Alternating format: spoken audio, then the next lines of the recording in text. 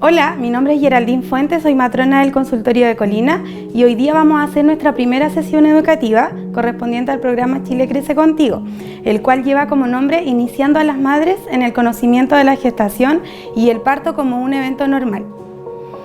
Primero, para los que no tienen conocimiento, ¿qué es el Chile Crece Contigo? Bueno, el Chile Crece es un programa orientado a educar a las madres principalmente, a guiarlas durante todo este proceso de gestación, ¿ya? También se va a preocupar de otorgar cada garantía de salud que va a tener la embarazada durante todo este periodo de gestación, ¿cierto? Entregar el ajuar, ¿cierto? Que en realidad es por lo que es más conocido el Chile Crece Contigo. Realizar este tipo de charlas que generalmente las hacemos en el CESFAM y hoy día al estar en un periodo de contingencia, ¿cierto? Las vamos a hacer en esta modalidad, ¿ya? Lo primero que vamos a tratar en esta sesión es qué cambios voy a tener yo durante el embarazo, que es una inquietud bastante común e independiente que siempre podemos tener una amiga, una prima, una mamá, ¿cierto? Que estuvo embarazada, siempre queremos que nos eduquen y nos expliquen qué es lo que va a pasar. Entonces, primero los cambios físicos, ¿ya? Hay un cambio que es bastante notorio y es importante, ¿cierto? Que va a ser el cambio en las mamas. Va a haber un aumento en la coloración de la areola. Generalmente se tiende a oscurecer un poquito, se pone más café, ya puede haber un aumento de tamaño también, por lo que vamos a notar que vamos a tener un cambio de talla posiblemente, independiente que estemos en las primeras semanas de embarazo, ¿ya?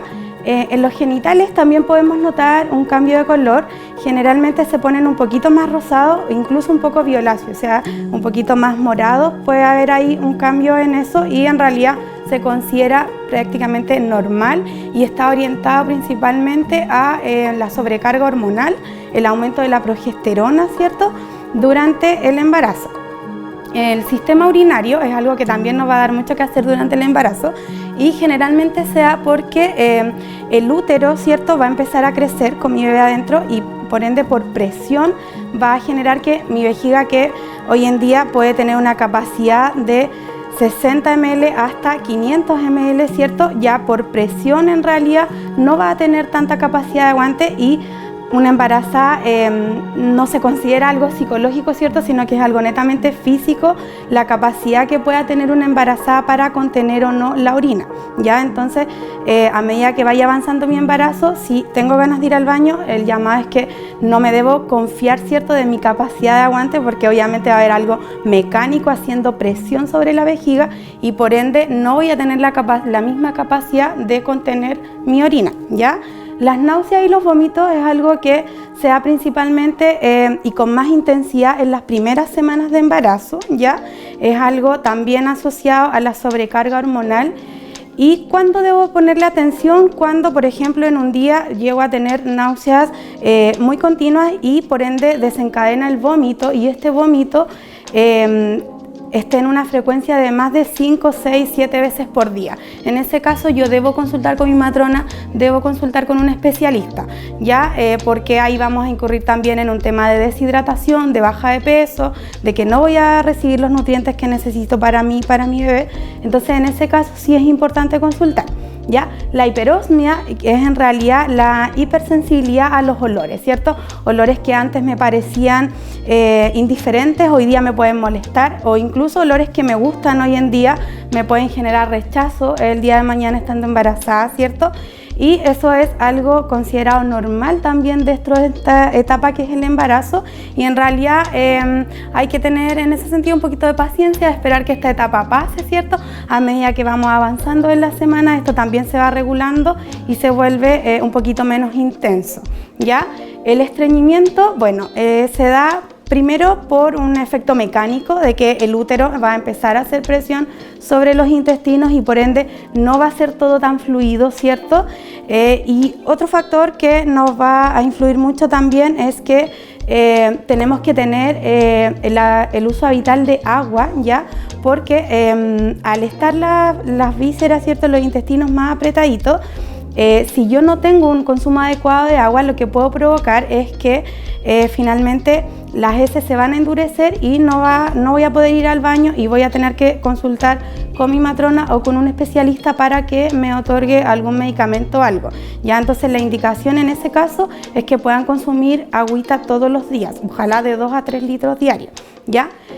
Y todo esto va a ir de la mano también con nuestro sistema circulatorio, ¿cierto? Puedo tener hinchazón en las piernas porque por gravedad, como mi útero va a ir ocupando más espacio, va a ir comprimiendo la vena cava, ¿cierto? Que es una vena principal cuya función es transportar la sangre hacia las extremidades inferiores, y como ocupa este espacio, hace presión, la sangre ya no tiene un retorno tan continuo, ¿cierto? Es un poquito más pesado, un poquito más denso todo esto, se tiende a acumular líquido, pueden haber problemas circulatorios. Entonces la recomendación básica que yo les hago ahí siempre es que no olviden el consumo de agua, como lo dijimos también por el estreñimiento, y que en la noche, por lo menos una vez al día, se puedan recostar con las piernas un poquito hacia arriba para, por presión, ¿cierto?, hacer que el flujo sanguíneo sea un poco más continuo y que por ende podamos disminuir la hinchazón, el edema en los pies, ¿ya?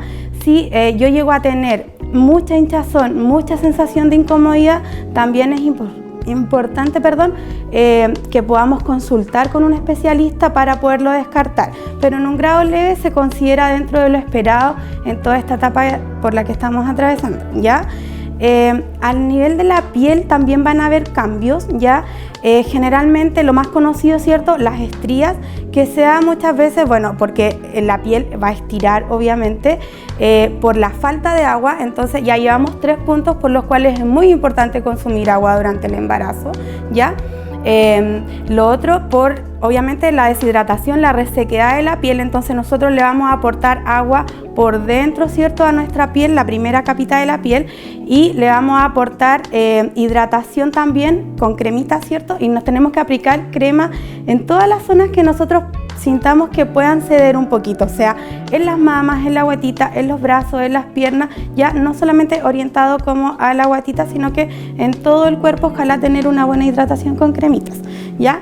El dolor de espalda es algo que está asociado más a medida que ya va avanzando el embarazo y generalmente se relaciona mucho con la postura, ¿cierto? Nosotros tendemos a generalmente estar un poquito más encorvados, entonces trabajar la postura durante el embarazo, porque todo el peso, mayor peso que yo voy a ganar se va a concentrar en esta zona y tengo que cuidar mi postura para que mi espalda no vaya a sufrir las consecuencias, ¿ya? También a medida que va creciendo la guatita, lo ideal es que puedan dormir sobre su lado izquierdo. Siempre las embarazadas debieran dormir sobre el lado izquierdo, no sobre el derecho, porque al dormir sobre el lado izquierdo se descomprime también las arterias que van a llevar los principales nutrientes a mi bebé y el oxígeno, ¿ya? Entonces es importante dormir hacia el lado izquierdo y podemos acomodar un cojín entre las piernas, ¿cierto? Para que la espalda se vaya acomodando y no tengamos tanto dolor también, ¿ya? El pelo también puede tener algunas consecuencias y podemos notar que cuando nos bañamos o cuando nos peinamos se nos cae un poquito más el pelo, y en realidad eso también se considera dentro de lo normal y no requiere alguna evaluación por especialista durante el embarazo, ¿ya? Si después yo estoy ya en una etapa de no embarazo y noto que algo pasa con mi pelo, sí sería bueno consultarlo, pero en realidad si es dentro del embarazo se considera absolutamente dentro de lo normal. Los cambios psicológicos que voy a tener durante el embarazo se relacionan mayormente que la embarazada va a tener un mayor requerimiento de afecto, ¿cierto? Un mayor requerimiento de atención, de protección. Ya si yo, por ejemplo, antes iba sola al supermercado y hacía todas mis cosas, hoy día no quiero ir sola, hoy día quiero ir acompañada, ¿cierto? Y en realidad eso es muy característico de las embarazadas y se considera dentro de lo esperado también. ¿Cuándo debo consultar? ¿Cuándo le debo comentar a la matrona quizás que me hizo el taller, a la matrona que me va a atender en el box, que me hace el control de embarazo, o a alguien que me genere confianza dentro del CESFAM, ¿cierto? ¿Cuándo yo voy a consultar? Cuando, por ejemplo, ya los cambios de humor no son como tan dentro de lo esperado, sino que tengo una irritabilidad constante, ¿cierto? ¿Cuándo? Porque en realidad la embarazada va a estar más sensible en el sentido de que veo el final de una comedia, me cuentan algo triste y ando tan sensible que lloro, ¿cierto? Y eso es dentro de lo normal. Pero una irritabilidad para consultar sería que cualquier cosa me irrita, cualquier cosa me molesta, empiezan a volar las cosas en la casa, ¿cierto? Y en esos casos es importante siempre consultar con un especialista, ¿ya? Cuando tengo la sensación constante de angustia, de pena, cuando me levanto con pena, me acuesto con pena, esto persiste ahí, siempre es importante consultar. No quiere decir que nosotros quizás vayamos a ir a solucionar el problema por el que ustedes están pasando, pero sí vamos a entregarles los medios para que puedan abordar lo que están viviendo en ese momento de la mejor manera posible, ¿ya? Entonces es importante que puedan consultar en esos casos. Saliendo de eso, nos vamos a ir a las etapas del embarazo, ¿ya? Nosotros las matronas generalmente lo separamos en 3 grandes etapas, que va a ser primer trimestre, segundo trimestre, tercer trimestre. Ya en el primer trimestre tenemos todo el proceso de formación, ¿cierto? Y de ahí es muy importante que podamos cumplir con nuestro complejo vitamínico que nos van a indicar las matronas en el consultorio, ya para poder que el desarrollo de nuestro bebé se lleve a cabo de una forma normal.